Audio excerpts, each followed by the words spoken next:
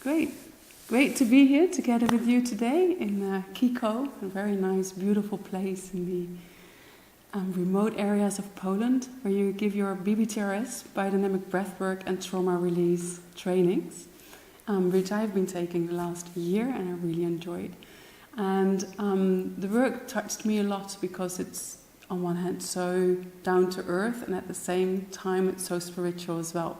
And I really appreciate that combination that you made in your work. And can you say a little bit more about how the work came to be what it is today? It's beautiful that you mentioned that the work is very down to earth. At the same time, it's very spiritual. The idea is that we need to be fully grounded in our physicality, in our physical body, for spirituality to arise. So this, for me, is a foundation, and releasing tension from the physical body so we can be free. And the way the work has evolved is from my background as a massage therapist, which I became in the early 90s, more than 25 years ago. And my journey through working with the body led me to working with breath at the Osho Meditation Resort in Pune. That was my first breath training, first breath experience. Mm-hmm. And then I went on to study in different breathwork modalities. And over the years working with breathing, when I was first encountered with breathwork, it was more of a cathartic way and a kind of breathing to explore, to release all the pent-up emotions and scream and beat the pillows and then explore alternate states of consciousness with holotropic breathwork. But not until I learned about working with trauma, the effects of the intense emotional catharsis on the nervous system, and that it could be counterproductive even though it as a first step to release this initial armoring, it could be very, very useful. But if it continues to explore that way, it actually could be very counterproductive and damaging to the nervous system.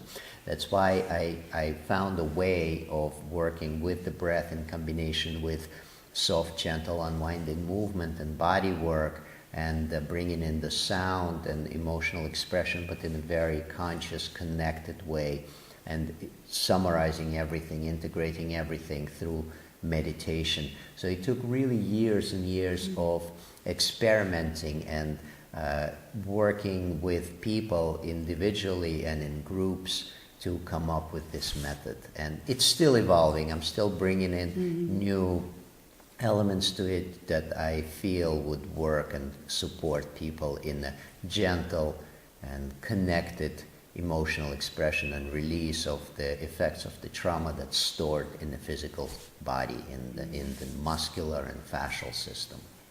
Yeah, that's also what I really appreciate. Like over the last year that I've been involved, I can see that there's new things added to the modality, and it's evolving over time. So it really seems to be like a living modality, which I really appreciate as well as practitioner. Yeah.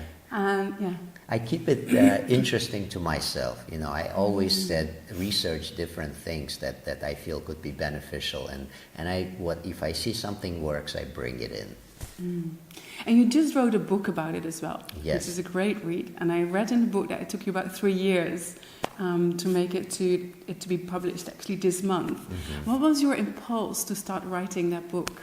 The book kind of summarizes my experience of working with people over the years, and it brings, it's kind of a scientific case for biodynamic breathwork and trauma release. It supports with scientific studies and research everything that biodynamic breathwork is about. So every statement that I make in the book is backed by some kind of scientific study or research. And it really was a long journey to write this book. It summarizes everything that I have done through my entire life, starting from the time when I was still a kid and playing trumpet. That was my first experience of working with breath, up until the present day. So the book is called Feel to Heal, Releasing Trauma Through Body Awareness and Breathwork Practice. And it's really a wonderful book, which is also scientific and gives a lot of case studies from different groups and personal sessions, individual sessions, that kind of brings it together, as well as my own personal experiences with the work. Yeah, and it also includes a lot of exercises that Yes. I can use as a practitioner, but also just people reading the book for their own interest. They can also start working with the exercises. Yes. So it's a really hands-on book in that sense as well. Mm-hmm. Yeah, I wrote that book with the idea that anyone who has no idea about breath work or any kind of somatic approach can pick up the book and can try to experience this at home and have an amazing result with it. So there's a lot of exercises that would be useful to people that already work with others and to those that want to just practice it with themselves. Yeah. And you already mentioned a few other modalities as well, and I sometimes find it hard to explain to others like what the exact differences is, and also although I can experience and feel it while I'm breathing and sharing it as well, but can you give words to that? What is the difference between BBTRS and other modalities? You mean other breathwork modalities? Yeah, like transformational, holotropic. Mm-hmm. That's the two big ones in the Netherlands. The main difference between biodynamic breathwork and other breathwork modalities is that biodynamic breathwork is focused on being present in the physical body as much as possible during our session.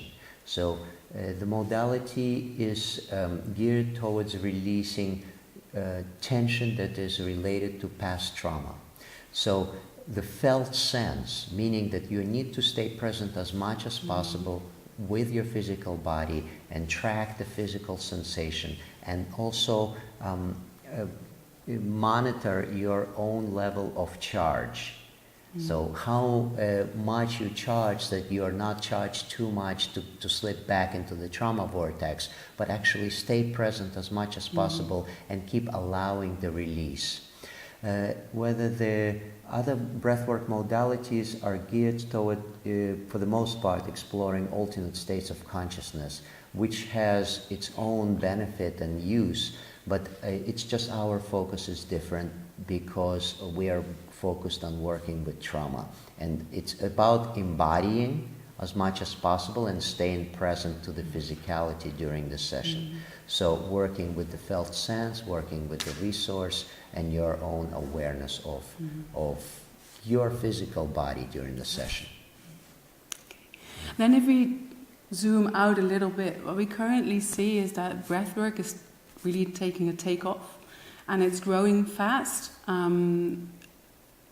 It's been like that before as well. In the 70s, it really was a thing as well, breathwork, and it kind of faded out a little bit. And now it seems to be booming again.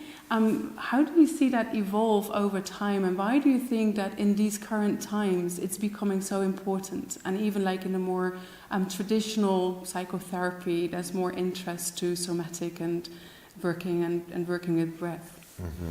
You're very right. Stan Grof in the 70s popularized breathwork by introducing holotropic breathwork after his work with LSD. The next step he took is working with breath, which produced also results of exploring alternate states of consciousness with breathing, which is ancient way of working. People throughout many cultures in the world used breath to explore alternate states of consciousness.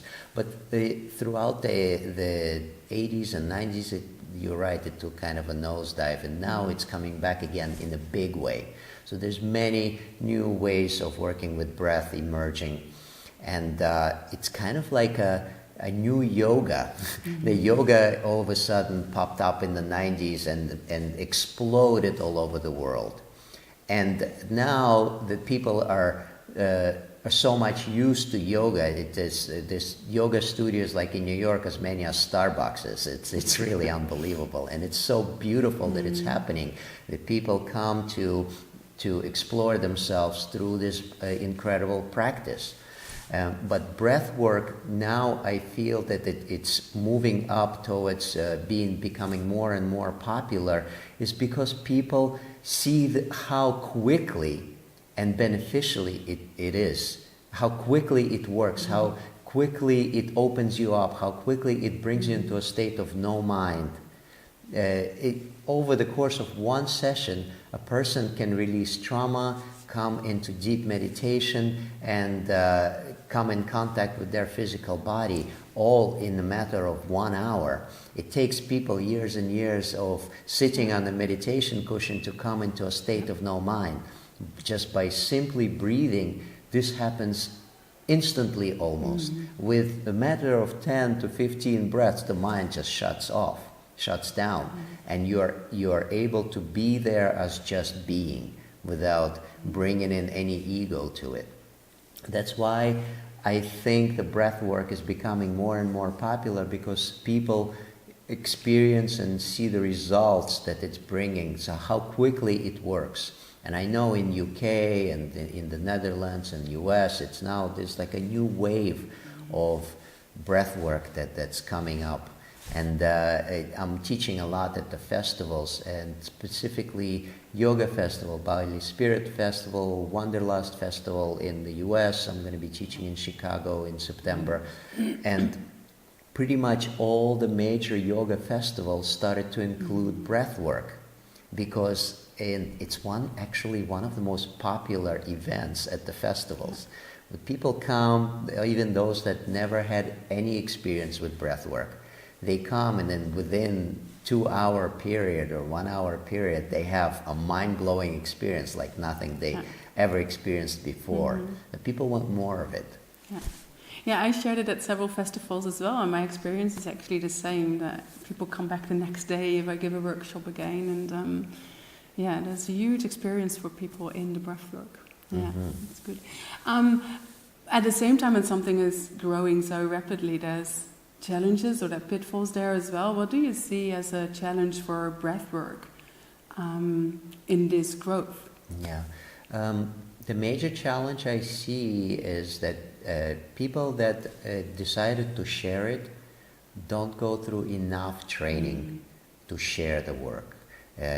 Because if it's not presented skillfully, if it's not supported skillfully, it can be challenging for people to process, because with breath we open up our emotional body, we activate our sympathetic nervous system, and if somebody is already dealing with some kind of traumatic experience and they're not ready to dive into it, that could be challenging. So the pitfall of it is people that sharing it that are not enough trained to share it. And people think it's so easy, but it's actually quite a complex modality. Whether you take any kind of breath work, whether it's biodynamic breath work or transformational breathing or holotropic breath or any other modality that's popular out there, all these big modalities have quite extensive training. It's not just a 10-day workshop and you go out there and do it and present it. It takes really years to master working with people using breathing. Yeah. So your training takes 32 days. So it's 4 weeks of 8 days. Yeah. And how do most people that take this course keep it alive afterwards? Because that's training, important as well. Yeah, the training is minimum of 4 weeks in person, plus people have to watch a series of webinars, which is additional hours, which support the learning, and they have to offer 70 practice sessions throughout their study course. So it's really about 400 hours of training that people have to complete. And I see that this work is. Can you remind what the? So how people can keep it alive after the training? First of all, is by coming together with other practitioners and going into your own sessions. This is for me the best way, is to come back to your own connection with breathing. There's a pattern sometimes that people fall into, that they complete the course and then they kind of start to practice it, just giving sessions to others, but they don't really breathe themselves. I feel it's extremely important to remind yourself what it feels like. So coming together with others, exchanging sessions, and actually when you are offering sessions, offering workshops, it keeps you present and connected to the work. Yeah. So when you're demonstrating something, you're breathing. When you are talking about it, you're learning more about it yourself. And there's a saying, if you want to learn, study; if you want to master, teach. And true. that's really true. I can relate to that, definitely, yeah. Okay, thank you. And what's your own pitfall in that growth? What's your own challenge that you're now facing? My own challenge that I'm facing now is too much travel. Yeah. The work is growing rapidly. Biodynamic breathwork is growing rapidly around the world, and it needs my presence, and it needs my energy, and this takes me on a constant move around the globe, and I do enjoy it so much, but it really takes a lot of energy to be on planes and to change time zones. So this is something that I'm dealing with at the moment, and I'm really consciously taking steps to start to limit the way that I spend on the road. Starting next year, I'm starting to eliminate some workshops and handing over some of the trainings and workshops to people that have been with me for years and really are ready to start to present this work. Without me being present in the room. I'm extremely happy about it. The work is growing around the world. I have one last question. Yeah. What's the legacy that you would like to leave behind?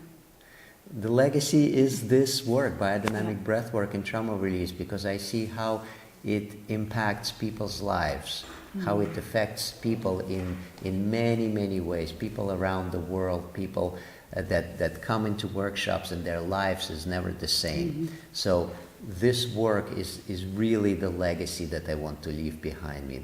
The book is really my life's work, to summarize in this volume, but it's really growth of this work that I want to see in the world, just because of the results that I see that happen with people.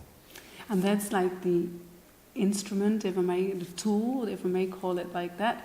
What kind of world would you envision when there would be more sharing of this work and other breath work in the world? Like, what's the bigger picture? Yeah, it's the key word here is sharing. Where people actually share their love by dropping their ego, by connecting, by touching, by physical contact. This is what I want to see in the world, and this work actually supports people to do that, to drop their inhibitions, to drop their protections, and to actually connect beyond their trauma, beyond their ego, beyond their protection. And this is what I would love to see this work support others. And not only biodynamic breath work, there's other breath work modalities that support people to do that. So any kind of work with breath is extremely beneficial for that. Great. Thank you so much for your time. I really appreciate that. I really enjoyed this interview as well. Yeah. And thank you. Yeah, really beautiful pleasure. for me to share. Yeah. Great. Yeah. Thank you. Thank you. Thank you.